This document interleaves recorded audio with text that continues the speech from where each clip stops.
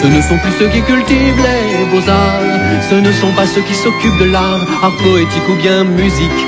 Les artistes, ce sont les acteurs, les actrices.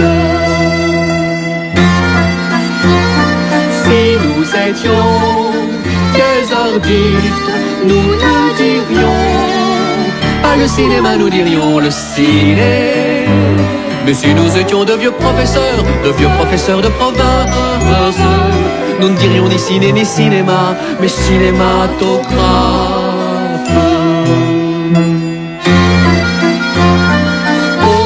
Aussi, mon Dieu, faut-il avoir du goût.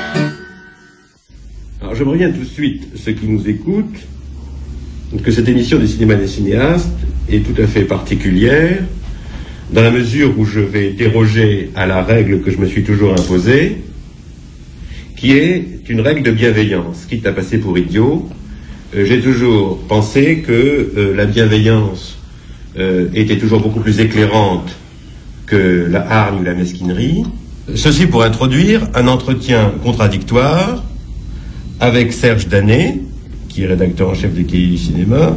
Entretien dont je sais parfaitement à l'avance que nous ne nous convaincrons pas, ce qui me permet de dire tout de suite, et avant tout, que bien que sortant de ma règle habituelle de bienveillance, je dois dire que je suis très content de parler avec Danet, qui est quelqu'un que j'aime beaucoup personnellement, et que je crois que l'important dans un entretien de cette sorte, contradictoire, c'est qu'il se situe à un bon niveau. Il est bien évident que les cahiers m'importent beaucoup trop, personnellement, pour que précisément les réserves que je vais faire ne soient pas des réserves d'amoureux déçus. Parce qu'il est évident que si une revue qui ne m'importe pas du tout se met à faire de mauvais numéros, ça m'est complètement égal. Les cahiers ont 30 ans, j'aurais été complètement ravi de me mêler à la foule d'hommages qui lui ont été rendus. Seulement, il se trouve que depuis très peu de temps, que depuis Apocalypse Now, une conversation s'est établie entre Caroline Champetier et moi de telle sorte que nous avons pris des positions plutôt en retrait, puis des positions ironiques, puis alors des questions d'humeur s'en sont mêlées, chose que je veux complètement éviter dans cet entretien. Serge Danet, bien entendu, il ne s'agit pas d'humeur, il s'agit d'envisager assez clairement, peut-être qu'il s'agit d'un malentendu, ce que nous allons voir maintenant. Alors j'ai parlé beaucoup tout seul. Il se trouve, Serge Danet, que cet entretien s'est fait autant à ton initiative qu'à la mienne, on peut dire ça ? Oui, absolument, oui. J'ai envie de savoir la raison pour laquelle tu avais envie de cette rencontre, enfin de cette explication en tout cas. Ah oui, alors ça c'est vraiment tout ce qu'il y a eu autour des 30 ans des cahiers. Il y a eu des numéros spéciaux, il y a eu une petite fête, il y a eu une semaine des cahiers. Et nécessairement, fatalement, on a été amené à croiser un nombre incroyable de fils du passé.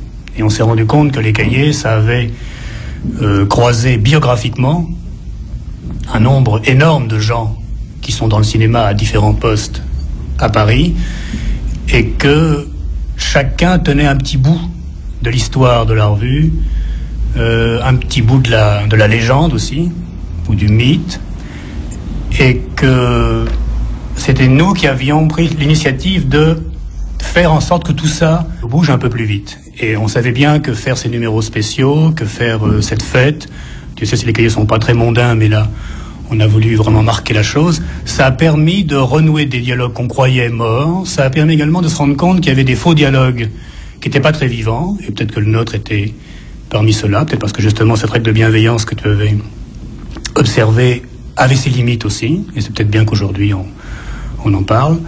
Et du coup, on a été au milieu de tout un flot d'histoires, avec un grand H. Alors nous, on est simplement, enfin quand je dis nous, donc c'est moi, Toubiana, et puis des gens comme Narboni, comme Bonitzer, qui sont dans la revue depuis très longtemps. On est la direction actuelle, mais depuis quand même presque 7-8 ans maintenant. 74, c'est ça. 74, en ce qui me concerne, 74. Alors le problème, c'est il y a de l'histoire qui est remise en jeu, il y a des rapports d'idées, de gens qui se mettent à recirculer, et c'est tous azimuts. Ça, c'est un petit peu au niveau de l'existence, disons, symbolique de la revue. Parce qu'il ne faut pas se leurrer, les cahiers, avant tout, c'est un mot. C'est un nom, c'est comme on dit dans notre jargon, c'est insignifiant. On peut dire qu'à ce niveau-là, on a plutôt atteint notre but. On a été replongé dans l'histoire de la revue. Et d'une manière assez imprévisible. Par exemple, quand on a fait l'entretien avec Éric Romer, avec Bonitzer, c'est quelqu'un avec qui moi j'ai pas de rapport très fort, très personnel, que je ne connais pas, qui est assez intimidant, qui appartient à une génération nettement plus ancienne. Et à ma grande surprise, il était pas seulement très content qu'on aime son film ou qu'on en parle, ça joue, mais également très curieux de comprendre, de son point de vue, c'est-à-dire du point de vue de quelqu'un qui avait eu à un moment la charge des cahiers et qui l'avait perdu, d'ailleurs même plutôt violemment. Il était curieux de comprendre ce qui s'était passé après coup. Et curieusement, c'est l'entretien le plus rafraîchissant que j'ai eu avec quelqu'un ces derniers temps, quelqu'un que j'imaginais tout à fait aux antipodes, très très loin de pouvoir comprendre comment la revue avait évolué, c'est Romer. Inversement, on a eu des petites anicroches avec des gens qui étaient des compagnons de route ou des lecteurs fidèles des cahiers ou des gens qui les suivaient de mois en mois depuis des années, et on se rendait compte que là-dedans il y avait quand même toujours, et ça il faut pas le nier parce que sinon on pourra pas aller très loin, un peu du côté amoureux déçu, où on a participé à la revue à un moment et puis tout d'un coup on comprend plus très bien où elle va, donc on essaie de doser la compréhension objective vue de loin et puis une certaine tristesse de la voir s'éloigner. Ah non, moi je peux répondre. Tu permets que je... Bien sûr. Non, moi je peux te dire très simplement, Serge, et même très très violemment. C'est-à-dire que pendant ces 30 ans, chaque fois que j'étais pas d'accord avec les cahiers, et Dieu sait si ça m'est arrivé, c'est-à-dire que à propos de Romer précisément, le dédain qu'il éprouvait pour quelqu'un comme Louis Buñuel, je me rappelle d'un article qui n'était pas dans les cahiers, mais qui aurait pu être dans les cahiers où il écrivait Louis Buñuel est un plaisantin. C'est dans les 50, à l'époque où il se détournait quand même de tout ce qu'il pouvait y avoir de surréaliste. Buñuel était, en dehors de Bazin et de Dognol, très peu défendu, et de Cast, bien entendu, très peu défendu dans les cahiers en tant qu'auteur. Ce n'est qu'après que Truffaut, etc., ils sont revenus vraiment très forts. Donc, chaque fois que j'ai été en désaccord pendant ces 30 ans avec les cahiers, y compris pendant la période qui a été la plus contestée par d'autres, qui est la période maoïste, etc., je me disais, et c'est pas eux qui ont tort, c'est moi. J'avais une attitude, disons, un peu de suiveur, en disant, oui, bien sûr. Alors que maintenant, ça serait exactement le contraire. C'est-à-dire que quand je suis en accord avec vous, j'ai peur pour moi. Voilà, oui. Mais il faut jamais suivre, parce que tôt ou tard, on finit par être obligé de revenir sur ses pas. Ça, c'est vrai pour tout le monde. Ah non, parce que y a des gens que j'ai suivis jusqu'à la mort. Par ailleurs, je veux dire que quelqu'un comme André Breton, par exemple, parce que moi j'ai toujours pensé que il s'était passé pour les cahiers, toute proportion gardée, parce que je ne sais pas du tout ce que l'histoire en retiendra. Tu dis mythologie, légende, etc. Il se trouve que je suis terriblement sensible à tout ce qui est de l'ordre du légendaire ou du mythologique, et que j'ai là les numéros de la revue La Révolution surréaliste et Le surréalisme au service de la Révolution. Il se trouve que Breton a eu le prodigieux instinct d'arrêter à un certain moment, parce que et de décréter à sa façon un peu burlesque, mais en même temps magnifique, l'occultation du surréalisme. Moi, je crois qu'il s'est passé quelque chose du même ordre pour les cahiers des années 50 et 60. Il se trouve que c'est le cinéma qui était en jeu, mais c'était peut-être beaucoup plus que le cinéma. De la même façon que pour le surréalisme, il se trouve que c'était la poésie et la littérature qui étaient en jeu, mais en réalité, il s'agissait de beaucoup plus que du surréalisme et du cinéma. C'est-à-dire que la force des cahiers dans les années 50, c'est d'être le seul endroit en rupture complète avec le conformisme de l'époque. C'est sa force également dans les années 60. C'est sa force également à l'époque maoïste, d'une certaine façon, en rupture complète, on va dire. L'écart entre ce que fait Tavernier d'un côté, qui après tout qui a appartenu au cahier au début des années 70, et vous, est un écart gigantesque, mais un écart qui vous permet, vous, de faire apparaître très clairement, disons, Straub-Godard, ce qui, à l'époque, était incroyablement fort, efficace. Quand je regarde le numéro de 322, Je ne sais plus ce qui est important. Si c'est la femme de l'aviateur, ou si c'est Lily Marlène, ou si c'est David Lynch, ou si c'est l'Elephant Man. Donc, là, j'ai l'impression de me retrouver devant un journal comme les autres, de cinéma, je veux dire, hebdomadaire, ou comme il va y en fleurir maintenant des centaines au moment avec la vidéo, où tout est mis dans le même sac. Enfin, et en tout cas, où rien ne ressort avec la violence, où, par exemple, ressortaient les carabiniers à l'époque des carabiniers. C'est le seul endroit dans Paris où on pouvait entendre parler des carabiniers de Jean-Luc Godard, le seul, hein, parce que je veux dire, ailleurs, c'était ou l'incompréhension ou la haine. Bon, je me rappelle de l'affaire Le Lamontès, je me rappelle de toutes les positions de combat qui ont été prises par les cahiers. Je te garantis que à cette époque-là, les choses, et puis il n'y a pas si longtemps, le seul endroit dans Paris où on pouvait entendre parler honnêtement du travail de Straub et du travail de Godard et du travail de Duras, d'une certaine façon, c'était vous. Bon, maintenant, je trouve que ça ressemble à un journal.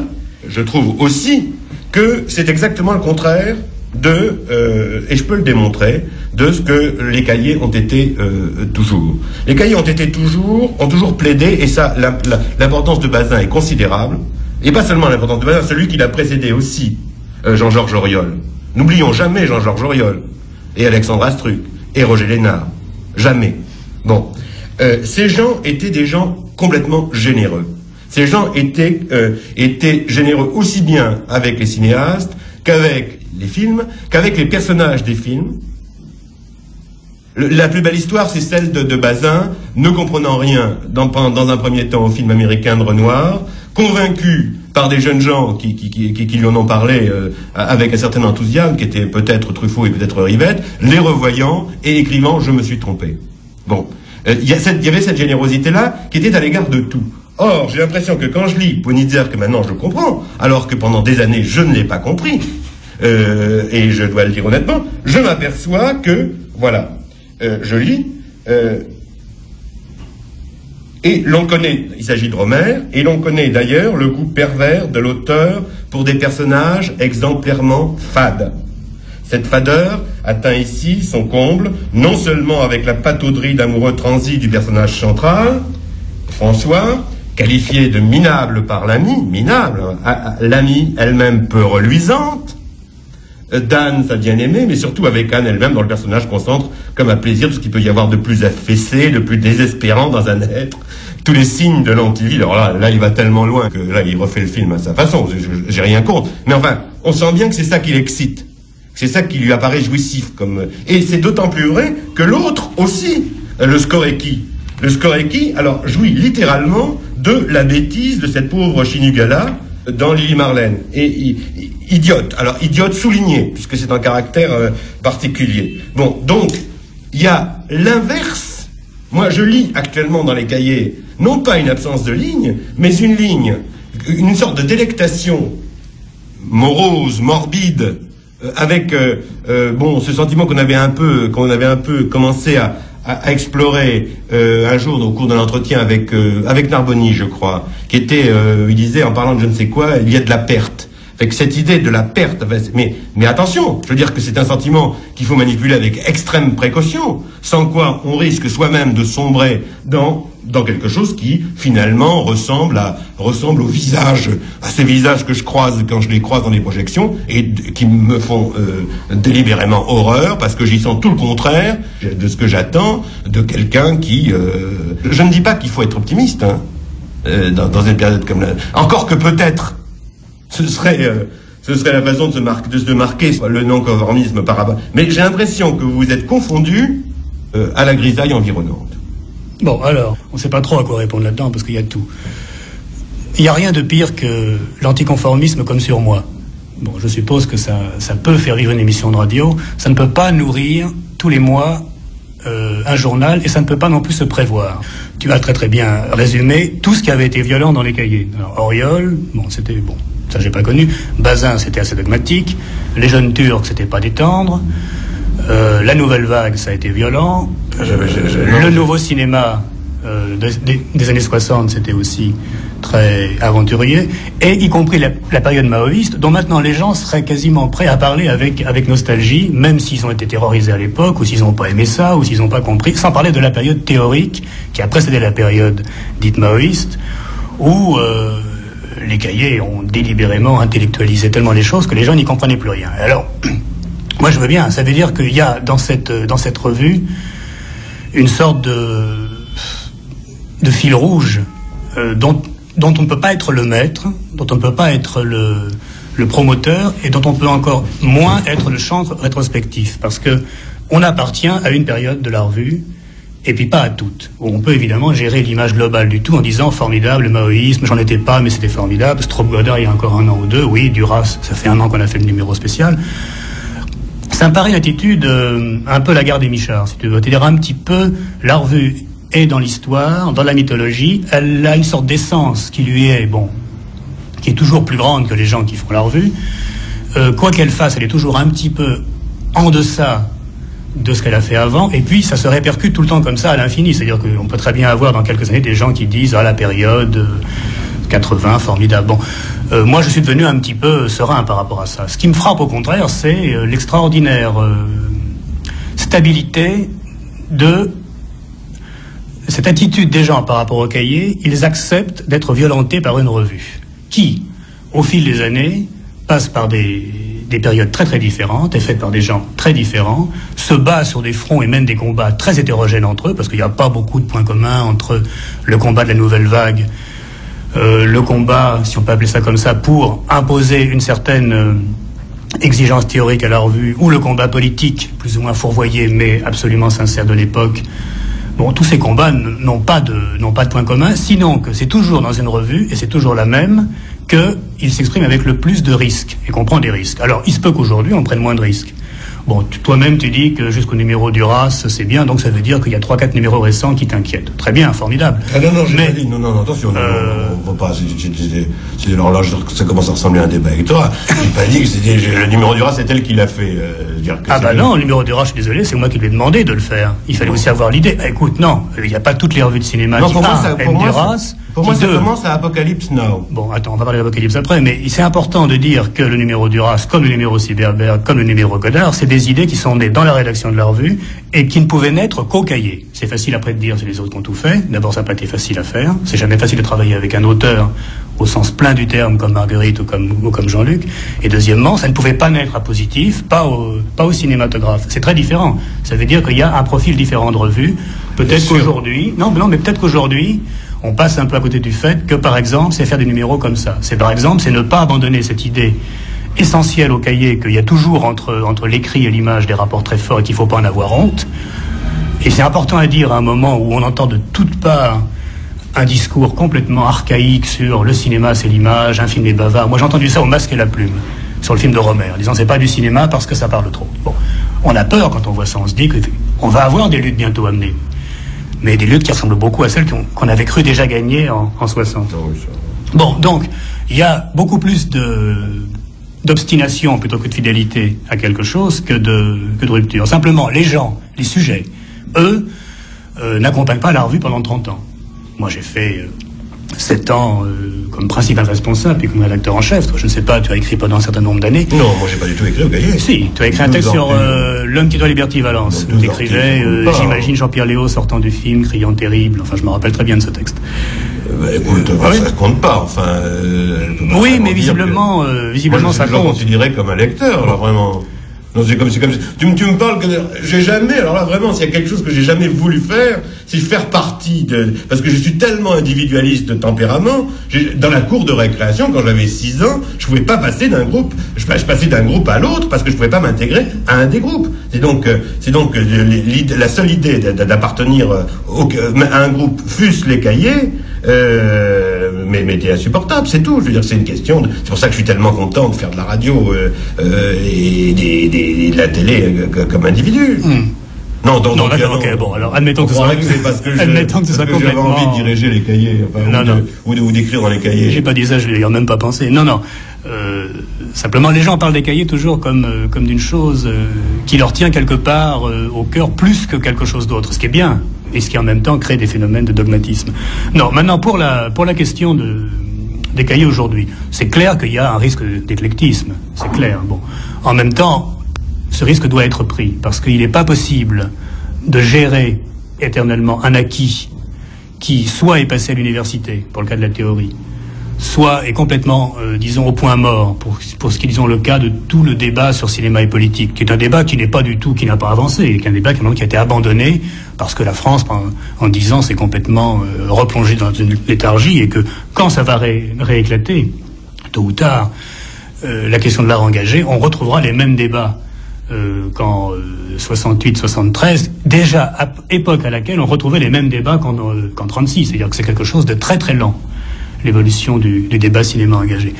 Bon, la lutte pour imposer des valeurs, pour découvrir des auteurs, à mon avis, il ne faut plus l'amener prioritairement parce que, d'une part, le cinéma s'est tellement rétréci, est devenu tellement culturel qu'il y a des gens qui sont payés pour et qui le font très bien dans les quotidiens, dans les hebdos, qui, aimant presque tout, ne laissent plus passer grand-chose, au point qu'effectivement, sur un film comme celui de David Lynch, on ne peut pas dire que la critique rate le film, alors que peut-être il y a 10 ans, 15 ans, il aurait fallu attendre quelques films avant que quelqu'un dise non, décidément c'est bien. Bon.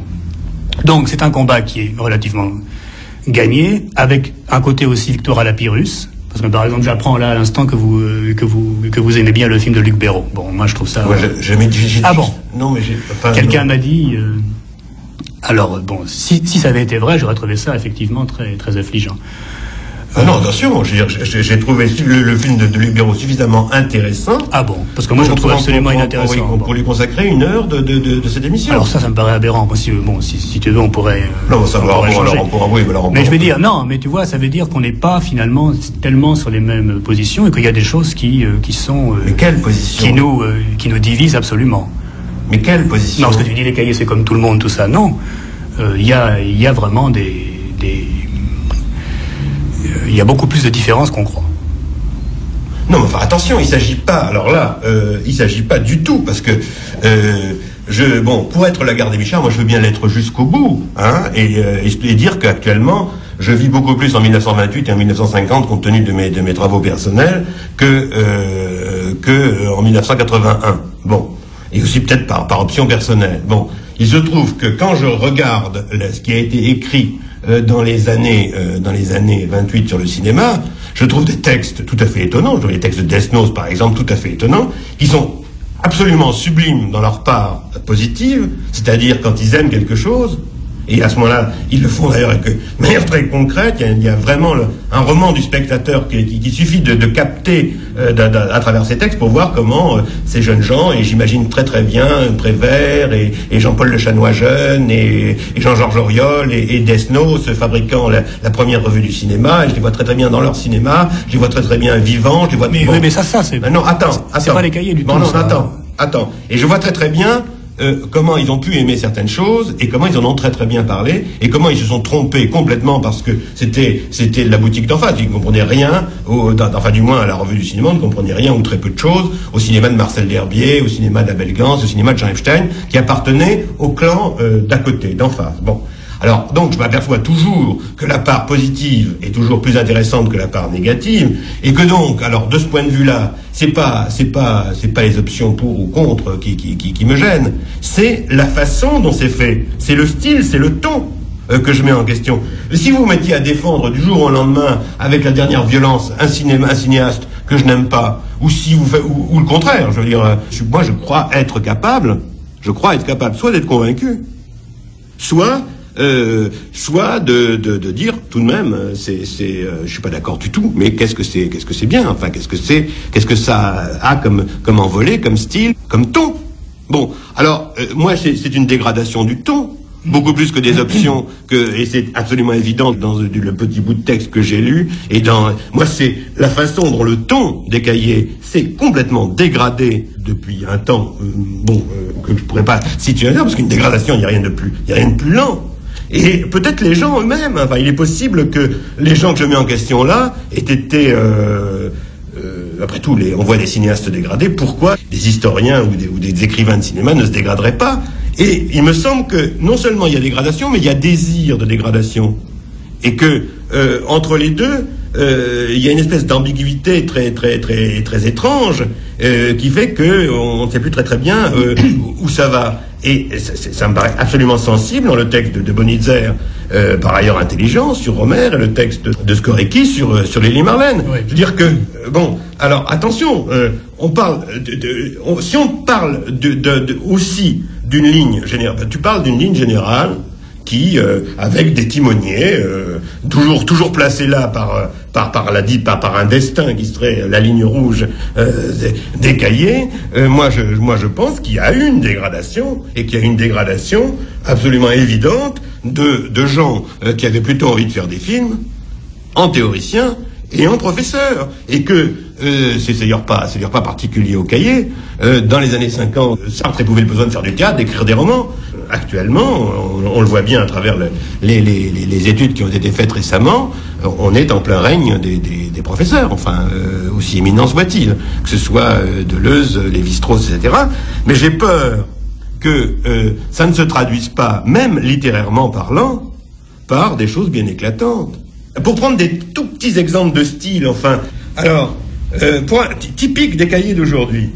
Le cinéma sénégalais existe maintenant depuis 25 ans. Il a généré un très grand cinéaste. Pourquoi générer ? Il faut dire engendrer, mais c'est pas grave. En plus, ce que tu ne dis pas, ce qui est mesquin de ta part, c'est que ça, c'est dans le petit journal des cahiers. C'est-à-dire que ce sont des textes écrits extrêmement rapidement. Ouais, extrêmement rapidement. Écoute, bien, mais là, on est quand même en train de mettre la barre trop bas. Reprenons le débat un peu là où, effectivement, il se pose. Bon, tu dis, c'est le règne des professeurs. Bon, peut-être, admettons. C'est également la décennie pendant laquelle le cinéma est devenu un phénomène beaucoup plus culturel. Bon, on va pas passer encore 10 ans à dire « Ah, le bon vieux cinéma populaire, génial dans le temps ». Bon, plein de gens tiennent avec ce discours. Combien de temps ils vont encore tenir, je sais pas. Nous, on a été, enfin, quand je dis nous, les cahiers des années 68 et après, on a été les premiers à très très violemment faire entrer l'université et les disciplines de choc de l'époque dans la critique de cinéma. On a été aussi les premiers à s'en retirer. Je trouve que c'est très bien. Ça veut dire qu'il y a, Dieu merci, quelque chose, une sorte de petit déclic qui fait que on n'est pas là quand il faut récolter des choses que l'on a semées et qu'il fallait semer à l'époque, malgré les cris complètement piétinés des gens qui disaient... Est-ce que je peux t'interrompre une seconde là pour bien préciser, parce que là j'ai quelque chose à dire qui en fait n'est pas... C'est que quand vous avez pris le deuxième tournant, c'est-à-dire d'en sortir, j'ai été, et je me souviens même l'avoir dit à ce micro, j'ai été un de ceux qui ont applaudi au départ, parce que d'une part, ça me ramenait à... Bon, ces techniques, je les connais pas, le structuralisme et la psychanalyse et le marxisme, je suis pas compétent du tout. Et finalement, le fait que vous reveniez à quelque chose qui m'était plus à ma portée, me convenait absolument. Et tu as prononcé le mot d'éclectisme. Je suis typiquement quelqu'un d'éclectique. Il n'y a qu'à voir la programmation du Ciné-Club, elle est fondée là-dessus. Enfin, pour ceux en quoi j'en suis responsable. Donc, normalement, j'aurais dû applaudir à ce dernier tournant. Or, il se trouve... Mais non, c'est très très logique. Les gens éclectiques ont besoin de surmoi. Non, c'est formidable, parce que ce que tu décris là, c'est une position dans laquelle plein de gens sont autour de nous, des amis ou des alliés, comme eux ont une position, soit par nature, soit socialement, soit par la force des choses éclectiques. C'est-à-dire qu'ils ne sont pas les maîtres absolus ni de leur goût, ni de leur créneau dans les médias quand ils en ont. Ils aiment bien l'idée qu'il y a quelque part une revue qui n'a pas les pieds sur terre, qui ne rend compte à personne, qui est dans le ciel de la théorie, qui n'est pas gênante parce qu'elle n'est pas très portée sur l'establishment. Bon, on laisse ça à d'autres. Et alors, on finit, enfin, on s'est souvent trouvé au cahier joué comme ça, imaginairement dans la tête et dans le paysage de certaines personnes, le rôle de surmoi sympathique. Bon, un peu terrifiant, un peu dogmatique, un peu terrorisant, mais en même temps pas gênant réellement, parce que soit ne parlant que de Straub et de Godard, soit parlant de politique, soit utilisant des techniques tellement sophistiquées que personne ne comprenait rien. Et dès le moment où les cahiers, très lentement, à partir de 74, se sont rebranchés, réintéressés au cinéma tel qu'il est, tel qu'ils l'ont retrouvé après l'avoir abandonné, les réactions ont commencé à se durcir, et tout d'un coup on a eu le feedback de ce vieux surmoi que les cahiers créent, ça on n'y peut rien, sur plein de gens qui ont dit non, on vous préférait quand vous nous faisiez peur à distance. Maintenant qu'on est un peu sur le même plan et qu'on partage le même paysage, ça marche beaucoup moins bien. il se peut d'ailleurs que tu aies raison dans cette histoire de surmoi. Enfin, en tout cas, j'ai très... Ah oui, c'est clair, non. Ah non, attends. On l'a vérifié sur plein de gens. Voilà, bon, peut-être. Voilà, tu n'es pas le premier. Tu permets. Oui, bien sûr. Non, mais je veux dire qu'il suffit que je te donne raison pour une... Non, en réalité, ce qui s'est passé... enfin, pour moi, je sais très bien ce qui s'est passé. Je sais pas ce qui s'est passé pour les autres. Je sais ce qui s'est passé pour moi. Bon, alors pour moi, il s'est passé en 75, quand j'ai eu envie, à nouveau, de reparler de cinéma, parce que j'étais plus à Télérama, je faisais le ciné-club, ce qui est l'histoire du cinéma qui n'avait rien à voir avec l'actualité. Donc, quand j'ai eu envie, la suite de numéro 2, et lisant ce qui s'écrivait dans la presse sur numéro 2, de réagir personnellement et de demander donc à la direction de France Culture de m'accorder la possibilité de parler de cinéma sur France Culture, je me suis retourné. Effectivement, je continuais à recevoir mais comme un lecteur, là, jamais plus. Et sans surmoi aucun. J'allais au cinéma, je lisais les cahiers, tout simplement. Et au moment où il a été question de faire venir des gens pour parler de cinéma à la télévision, il est évident que autant à cause de vos positions que à cause du fait que quand on avait Narboni ou Comolli qui est venu ou toi ou Toubiana ou Le Perron, il est évident qu'on avait des choses intelligentes, tout simplement intelligentes, et pas du tout, j'étais pas du tout à vous, enfin, il ne semble pas vous en donner l'impression que j'étais en train d'écouter l'oracle sur moi, etc. Non, je me dis, une fois de plus, simplement, il se trouve que c'est au cahier, que la cooptation, parce que c'est quand même important, que la cooptation joue de la manière la plus féconde, et que c'est là qu'on trouve, et qu'on continue à trouver d'ailleurs, les types les plus astucieux, les plus vifs, les plus intelligentes pour parler de cinéma. Non, mais seulement le problème, c'est que très probablement les cahiers et les autres revues de cinéma se trouvent actuellement. Alors c'est là, bon, puisqu'on arrive à la question véritable, c'est qu'est-ce qu'il faut faire aujourd'hui? Parce que manifestement, il y a une insatisfaction très grande de quelques lecteurs, que ce soit de quelques revues, que ce soit de quelques auditeurs, que ce soit d'une émission comme la mienne, comme la nôtre, c'est que on se trouve autant un entretien avec un réalisateur, et toujours, même si on n'est pas d'accord avec lui, je prends l'exemple, même si on n'est pas entièrement d'accord sur son film, ce que nous a dit Béraud était très intéressant. Ce que nous a dit Renaud Victor sur son film, qui par ailleurs a été très contesté, en particulier au Cahier, et que je ne défends pas absolument comme film, était passionnant. Et les entretiens sont passionnants, et les commentaires, aussi bien les commentaires analytiques, c'est-à-dire les commentaires critiques, un tel analyse un tel film, on peut pas dire qu'ils soient franchement nuls. Ils sont même très souvent intelligents, encore une fois, mais ils sont pas intéressants. C'est ça qui me trouble le plus. C'est de voir à quel point je suis rassuré quand j'ai à venir au studio du cinéma des cinéastes pour m'entretenir avec un réalisateur, quel qu'il soit, parce que là, je suis sûr d'une vraie nourriture concrète pour les auditeurs, alors que quand j'ai à analyser avec Caroline et Pierre, ce que nous faisons parfois, un film qui vient de sortir, à quel point je tremble un peu en me disant on va décevoir les gens qui nous écoutent en étant, quel que soit le désir de précision qu'on ait, théorique, professoral, ennuyeux. Bon, alors c'est la chose dont je me rends compte quand je lis, mais pas seulement. Alors là, je crois que c'est quelque chose qui ne concerne pas seulement les cahiers, ça concerne, je crois, toutes les revues. Comment se fait-il qu'il y ait un tel hiatus entre que le lecteur se précipite tout de suite sur les entretiens et qu'ils lisent... Oui, pour les cahiers, je sais pas, c'est une revue qui se vend de plus en plus.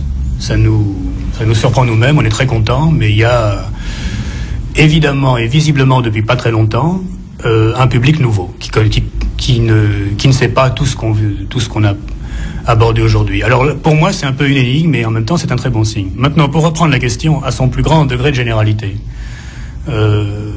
et curieusement, c'est des banalités comme ça qu'on met le plus de temps à comprendre vraiment. Une revue, qu'est-ce que c'est? Une revue de cinéma, c'est deux choses qui ne sont pas censées communiquer. C'est-à-dire une expérience de spectateur, de cinéphile, ça c'est une expérience, qu'il y en a d'autres, et de l'écriture. Bon, c'est très très différent d'une émission de radio, par exemple. Ah non, bien sûr. Oui, non, mais c'est important. Ça veut dire que on aime le cinéma, et après. Bon, moi je me rappelle à l'époque de la cinémathèque, j'étais fasciné quand j'allais tout le temps à la cinémathèque parce qu'il y avait un type qui venait tous les soirs, qui voyait les 3 films qui repartait chez lui, qui n'a jamais écrit une ligne sur le cinéma. Ça me paraissait zombique, enfin de la science-fiction. Pour moi, c'était clair que tôt ou tard, l'amour du cinéma, l'expérience cinéphilique devait passer dans de l'écriture, plus ou moins solide, plus ou moins argumentée. À la limite, tout le reste est secondaire. Qu'on ait besoin à tel moment de théorie, à tel moment de terreur, à tel moment de séduction, ou comme tu le dis, à tel moment d'écrire des choses beaucoup plus journalistiques, spontanées. À la limite, c'est secondaire. Le problème, c'est qu'est-ce qu'on fait de son amour du cinéma? Alors on en fait, par exemple, de l'écriture. Et après, la question, c'est que vaut cette écriture? Parce que ce qui me frappe, et ça aussi je ne l'ai compris qu'en discutant avec beaucoup de gens du passé des cahiers, c'est que on a été évidemment à un moment très effrayé a posteriori du risque de mort absolue qu'on a fait courir à la revue, enfin que l'équipe de l'époque a fait courir à la revue entre 70 et 73. Bon, la revue aurait pu disparaître. Est-ce que ça aurait été tellement grave? Ça, on peut pas le dire. On peut pas dire quelque chose aurait pu ne pas exister, ça aurait été aussi bien. C'est vraiment quelque chose de trop grave à dire ça. Effectivement, la revue aurait pu ne pas reparaître, et ça n'a tenu qu'à moi et à Toubiana qu'elle reparaisse et que petit à petit, elle retrouve une place. Bon. Qui n'est plus sa place, parce que les places changent aussi, mais qui est une place et qui a relativement une spécificité. Mais ce que j'ai compris, en refaisant un peu le tour de ces 30 ans-là, ma part d'histoire et la part de légende qu'il y a autour, c'est qu'une revue a une vie propre. Alors il y a des moments forts, il y a des moments moins forts, il y a des moments aussi où la conjoncture est terrifiante, où elle est décourageante. Ça a été un peu le cas ces 10 dernières années. Mais attention. Dans ce découragement-là, j'ai absolument le sentiment que c'est l'air du temps qui nous l'a infusé dans le crâne. Mais l'air du temps a commencé très tôt. Il a commencé dès l'après 68. Nous, on l'a vécu très vite parce qu'on était très mouillés en 68 et ça a duré jusque très longtemps. Peut-être même qu'au cahier, on l'a fait durer plus longtemps que possible. Peut-être qu'on a prolongé le rêve cinéphilique dans un autre rêve politique qui était tout aussi halluciné, tout aussi... Bon, d'autres sont très très vite retombés sur leurs pieds. Non, mais est-ce qu'il n'y a pas... tu n'as pas répondu à ça. Important. Est-ce qu'il n'y a pas un goût de l'affaissement depuis quelques années? Enfin, le mot a été employé par Bonitzer. Non, mais c'est ce que je voulais dire. Je veux dire que dans une revue, dans le fait même de tenir tous les mois 70 pages d'écriture, il y a quelque chose de morbide est un mot trop dur, mais quelque chose d'un peu mortifère. Et qu'il faut pas faire semblant de ne pas le savoir, parce que c'est de la fausse ingénuité. Écrire sur le cinéma, c'est pas du tout évident. Il y a des gens qui adorent le cinéma et qui ne peuvent pas écrire une ligne. Jacques Demy, ça a été la croix et la bannière pour lui demander de faire un petit texte pour le numéro des cahiers. Il l'a fait par pure gentillesse. René n'est même pas capable de signer Alain René. Bon. Oui. Il y a des gens qui, inversement, sont des fous d'écriture. Ils s'appellent Godard, ils s'appellent Straub, ils s'appellent Duras. C'est pas de notre faute. Nous, c'est eux qu'on aime. Et ça ne remonte pas à nous, ça remonte à très très loin en arrière, puisque il y a déjà ça à la base du texte de Truffaut de 53. Bon, il y a ça. C'est une bataille sur l'écriture, sur le dialogue, souvenez-vous, et pas tellement sur la mise en scène ou sur des problèmes visuels. Bon, ça, c'est un peu ce fil rouge, hein. C'est des textes. Une revue, c'est des textes, c'est pas des films. Oui. Alors, il y a des textes qui embrayent sur des films. Il y a des textes qui parasitent des films. Il y a des textes qui sont pas à la hauteur des films. Il y a des textes qui prennent des raccourcis. Il y a des textes qui ratent des films, mais il y a des textes qui sont plus beaux que les films concernés. Et il y a des textes qui sont plus beaux que les films concernés. Voilà. Bon. Alors, on peut faire l'histoire de la revue par rapport à ça. Il est clair qu'aujourd'hui, on est dans une période d'hésitation. Pas seulement au cahier, mais d'une manière générale. Au cahier, peut-être qu'on en est très conscient parce que la revue a une histoire tellement en zigzag que personne ne peut être simplement l'héritier de quelque chose de ronronnant. Tous ceux qui ont fait la revue l'ont faite à des moments de grand risque. Il faut demander à Romer, il en parle très très bien, ou Rivette, ou comme Lina Arboni, puis moi à Toubiana. Il n'y a jamais eu d'installation. Aujourd'hui, il y a un affaissement général du goût, et là c'est très différent. Moi je dis qu'il y a un goût de l'affaissement, c'est toute la différence entre nous. Non, parce qu'à partir de 68, on a eu une victoire à la Pyrrhus, bon, qui toi peut-être te concerne moins parce que tu as ce discours anti-professoral, mais qui concerne le cinéma dans sa base sociale. Ça veut dire que le cinéma était un objet de goût. Enfin, quand Truffaut, Godard et compagnie affirmaient des goûts, c'était à prendre ou à laisser. Et d'ailleurs, ils sont d'ailleurs des fois trompés. Certains ont eu beaucoup de flair et ils ne sont pas trop trompés. Bon, Bazin n'avait pas un goût extraordinaire. Bazin préférait Wiley Rafford. Bazin est le premier doctrinaire des cahiers. Jusqu'en 68, c'est le goût qui est déterminant et c'est ce qu'on fait de son goût. Et comment on le fait passer dans une écriture ou dans un film. À partir de 68, peut-être même un peu avant, souterrainement, le cinéma devient objet de savoir. Et aujourd'hui, il l'est.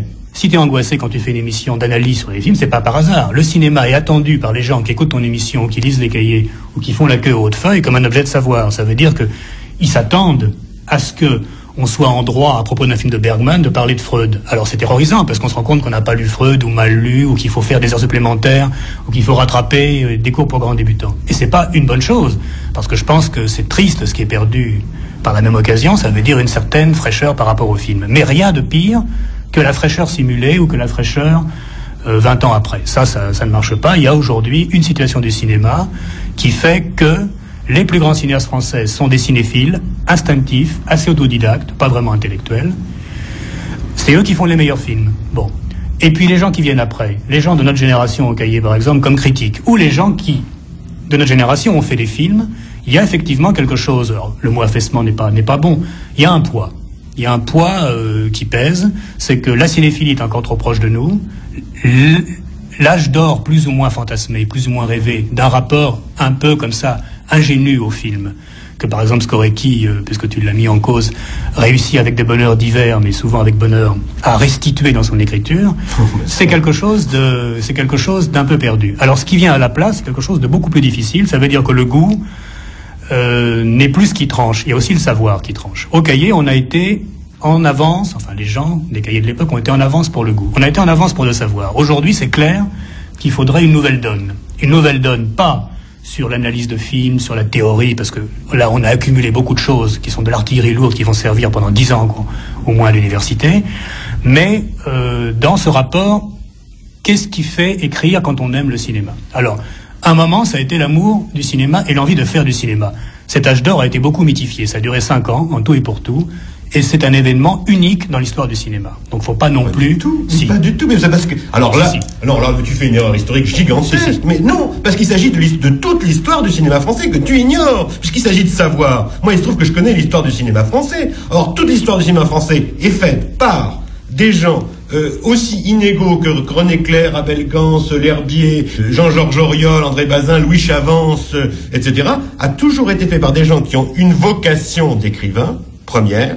L'Herbier écrit des poèmes, René Clair a toujours voulu être un écrivain dans le style du XVIIIe siècle, Jean Renoir a fini par écrire des romans.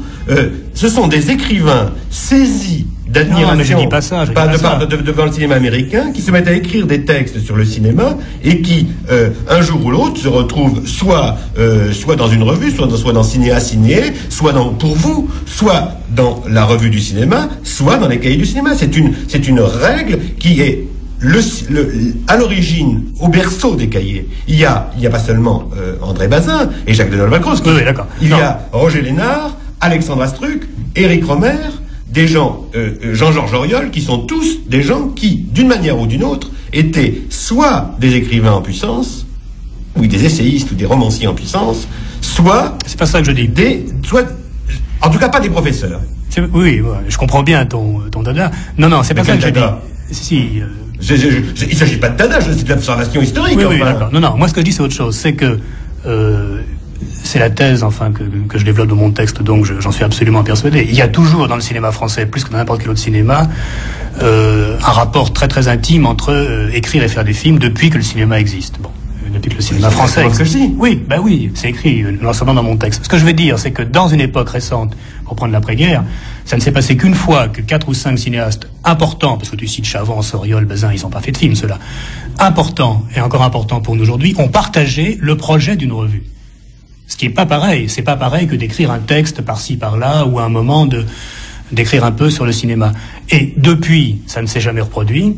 Il y a eu... C'est tout à fait ce que dit Godard dans le numéro 300. Il a parfaitement raison. Toutes les fois que des cinéastes ou des apprentis cinéastes ont envie de parler ensemble de cinéma, le cinéma fait un petit bond en avant et même des fois un grand bond en avant. Toutes les fois qu'on voit se reconstituer le corporatisme, la division du travail, etc., le cinéma piétine et stagne. Bon, aujourd'hui, on est plutôt dans une période de stagnation. En 60, il y a eu un phénomène assez unique. Alors, formidable, il s'est passé au Cahier. Il ne faut pas non plus tout le temps rabattre l'histoire entière des Cahiers là-dessus. Parce que... D'accord. Non, mais en même temps, c'est intéressant à suivre, parce que la génération qui est venue après, Comolli, disons par exemple, ou Téchiné, enfin, pour prendre des gens qui ont commencé à faire du cinéma au même moment, ils ont écrit au Cahier, ils ont été très impliqués théoriquement dans ce qui se pensait à l'époque sur le cinéma, et qui était extrêmement stimulant à penser, il faut le dire. Et c'était en dehors de toute université. À l'époque, il n'y avait pas d'enseignement du cinéma à l'université. Ça se faisait d'une manière aussi sauvage que n'importe quoi. Et c'est vrai que ça les a retardés un peu ou inhibés ou qui n'ont pas passé à la mise en scène avec la même fluidité que la génération d'avant. C'est vrai que la génération actuelle n'a pas vraiment un pied dans le cinéma. Bon. Mais il y en a aussi un peu assez de se faire relativiser comme ça. Il y a d'autres moyens de faire une revue. C'est-à-dire il y a d'autres moyens d'articuler une écriture à une expérience cinéphilique. Mais il faut s'interroger sur ce qui est devenu historiquement l'expérience cinéphilique et ce qui est devenu historiquement l'expérience d'écriture. Bon, Serge Danné, nous sommes au moins d'accord sur une chose, c'est que c'est l'idée que oublions les 30 ans. C'est-à-dire que justement les anniversaires, c'est fait pour enterrer aussi, en même temps que pour faire renaître.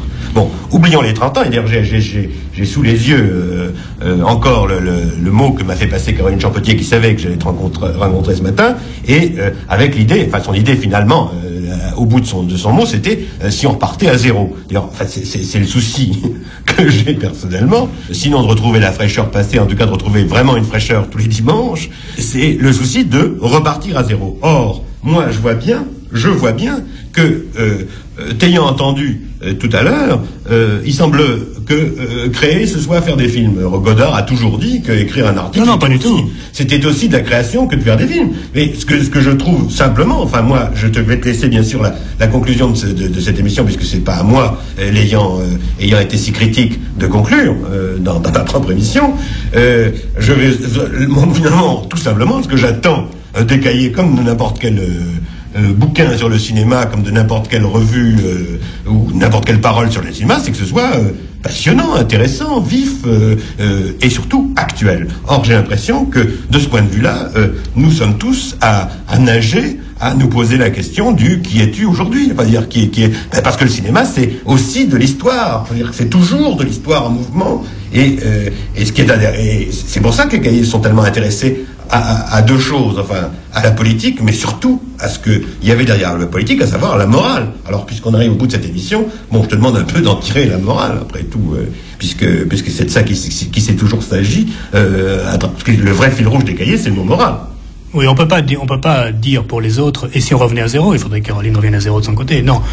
Pour moi, personnellement, qui ai pris la tête de cette revue en 73, moi je vais, non pas revenir à zéro, mais essayer de trouver une vitesse d'intervention, d'écriture et de déplacement qui me correspond mieux. À moi, personnellement, ça veut dire que je ne vais pas être rédacteur en chef éternellement. Je pense en plus que 6-7 ans, c'est long, que une revue de cinéma doit être faite par des gens très jeunes, des gens qui n'ont pas peur d'affirmer, qui n'ont pas non plus trop de choses à perdre. Il y a un moment quand même dans la critique de cinéma où on connaît tout le monde, ça devient très difficile. Enfin, on devient très vulnérable ou très endurci, ce qui n'est pas une bonne chose. On bouge moins vite, on est un peu ankylosé.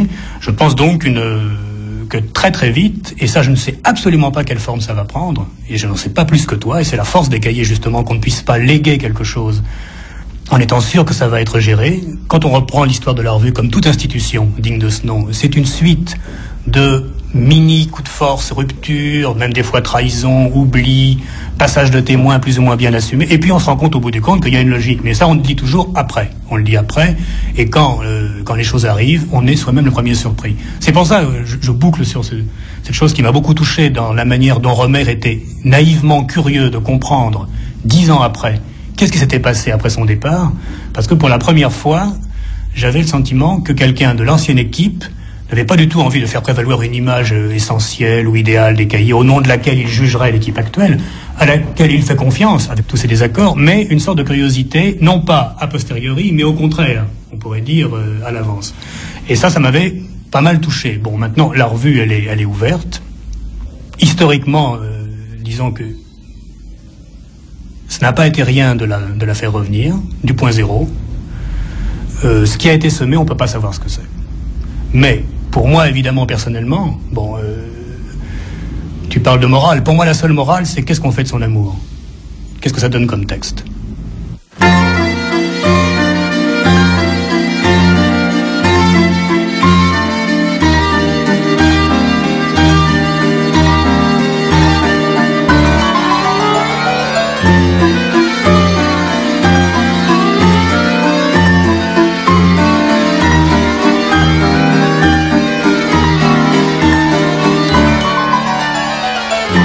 Cette émission a été diffusée pour la première fois le 17 mai 1981.